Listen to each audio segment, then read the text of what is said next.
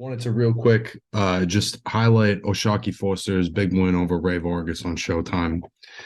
To me, this is a super impressive, underrated performance that's probably going to go under the radar. But, Foster, a guy who lost a couple of fights early in his career, is on a 10-11 fight win streak and legitimately earned this shot against Vargas. I think this was also legitimately a fight of the two best guys in their weight class.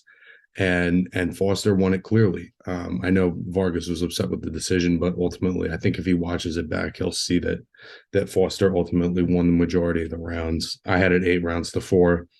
I think the thing for me that was the most impressive about this fight is because of Vargas's height and his reach and his size.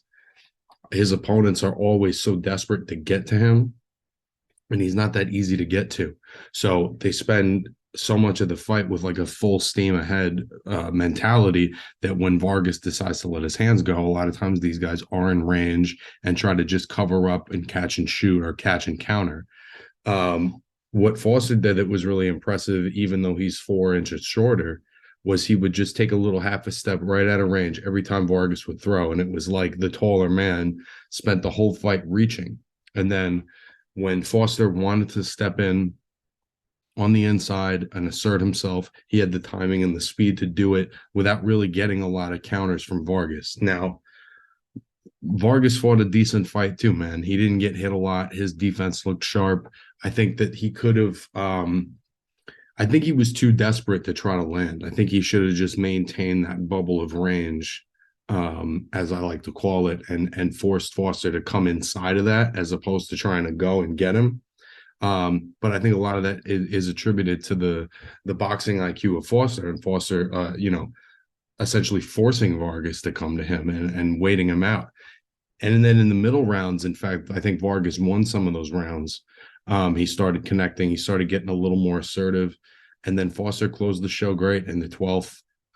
Like I said, I had it 116-112. I think that Foster is legitimately the top guy at 130 pounds. And if you haven't heard of him, you need to go watch him, because I think this is a guy who's going to be around for a bit.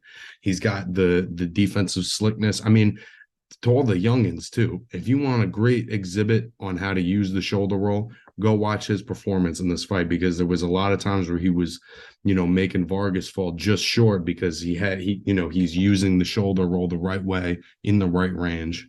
Just a really impressive performance. I think Foster is a guy with the boxing IQ to be a handful for anybody at 130.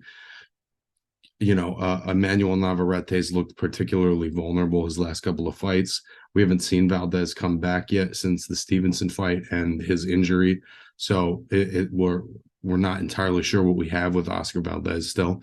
I think what we know based on this fight is that Shaquie just beat a 36-0 guy in his prime, who's one of the best at his weight class, and did it not easily, but did it, relatively wide. I had it 8-4, but I think 9-3, maybe even 10-2 would have been fair, depending on, how you scored the flip a coin round. So I'm looking forward to seeing what happens for ShaquieFoster. And 130 pounds is a little bit open and vacant right now as far as who the top guy is. I feel like he's assumed that role. So very impressive performance.